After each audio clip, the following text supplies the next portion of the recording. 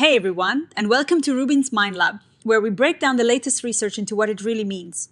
Ever wonder if the way we teach kids important life skills really works? And if we're even measuring it the right way, especially in a place like India? Well, this new study dives deep into that very question. Imagine trying to understand how kids are growing up emotionally and socially. It's super important for their learning and their future, right? But what if the tools we use to measure these things, like tests or surveys, don't quite fit the culture or the everyday life of the kids we're trying to help? That's the big puzzle this research team set out to solve. They wanted to create a way to measure social-emotional learning, or SEL, that actually makes sense for middle schoolers in India, specifically in Maharashtra. So, what exactly is social-emotional learning? Think of it as the skills kids need to understand their feelings, manage them, get along with others, make good choices, and build strong relationships. It is not just about reading and math, it's about being a well-rounded person. Lots of studies show that kids who are good at SEL tend to do better in school and in life overall. The researchers pointed out that while many parts of the world, especially North America and Europe, have been focusing on SEL for a while and developed lots of tools, not all those tools work everywhere. Imagine trying to use a survey designed for kids in a snowy country to understand kids in a tropical climate and expecting it to capture everything. It just might not. Different cultures, different ways of expressing emotions. Different family structures, all these things matter. And in India, SEL is still newer in schools. For a long time, the focus was on just getting kids into school. Now, policies like the National Education Policy 2020 are saying that social-emotional skills are super important for a child's total development. But here is the catch: there aren't many good, validated, and culturally relevant ways to actually measure these skills for middle schoolers in Indian government schools. Most of the existing tools are either borrowed from other countries, only in English, or haven't been properly tested for Indian kids. So, to fill this gap, the researchers created something called the Children's Scale for Social-Emotional Learning, or CHISSEL.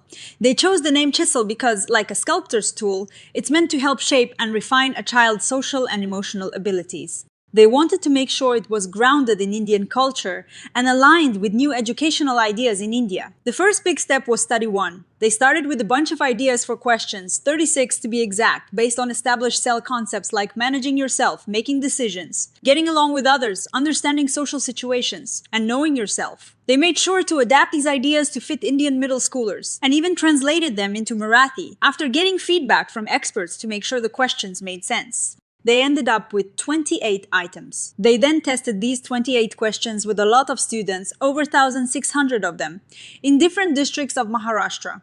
The goal here was to see if the questions were clear and if they measured what they were supposed to. They used a simple 3-point scale for the kids to answer: never, sometimes, or always. After crunching the numbers, they found the reliability, a measure of how consistent the scale is, was pretty good, around 0.71. Then they did something called exploratory factor analysis, or EFA. Think of EFA as a way to see if the questions naturally group together. If questions about managing emotions group together, and questions about getting along with friends group together, that's a good sign. What they found was really interesting.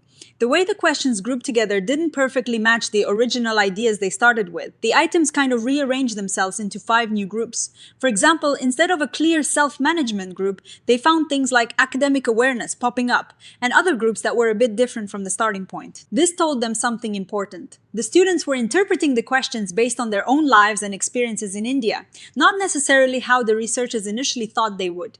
This was actually a good thing because it showed the scale was beginning to show its cultural relevance.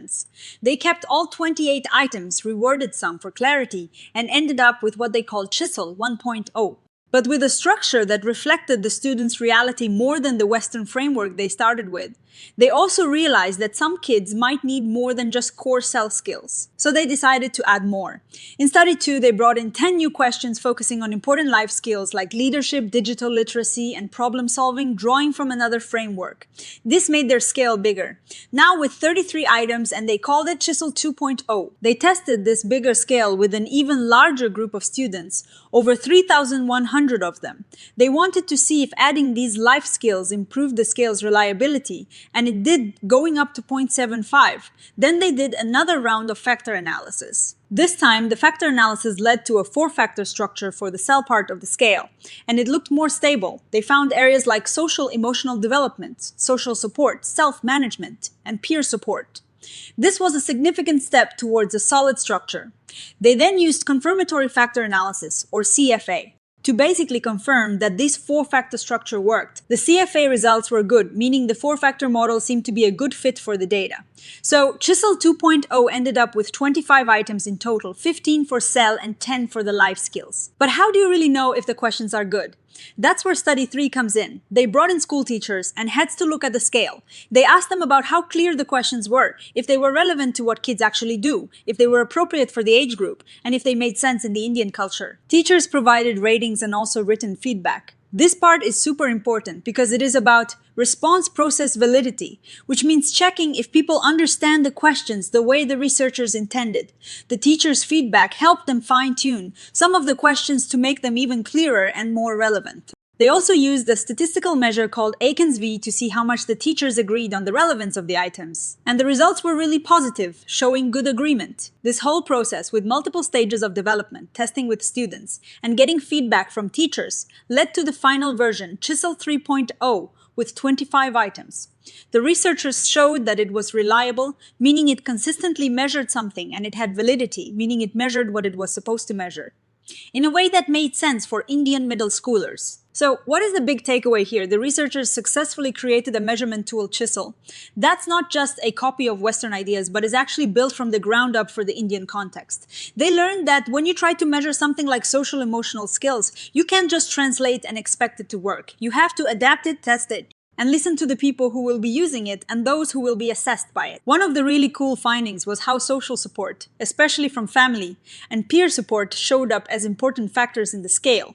This highlights how much relationships matter in shaping a child's social and emotional growth, which is especially true in cultures that value interdependence. They also integrated life skills like problem solving and digital literacy, recognizing that these are all part of a child's overall readiness for the future. This means that CHISSEL can be a really valuable tool for schools, NGOs, and policymakers in India.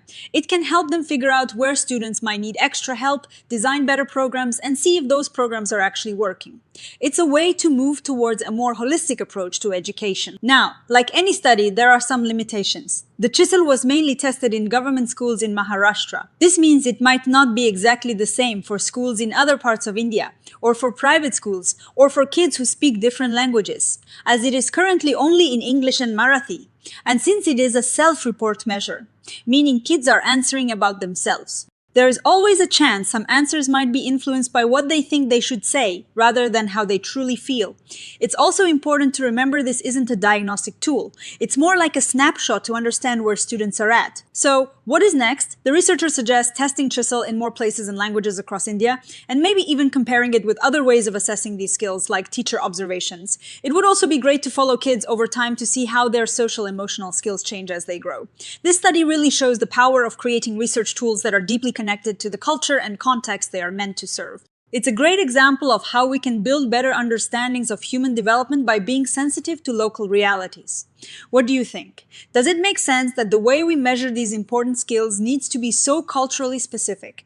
Let us know your thoughts in the comments below, and if you found this video helpful, give it a thumbs up, share it with your friends. And don't forget to subscribe to RUBIN'S Mind Lab for more breakdowns of fascinating psychology research. Thanks for watching.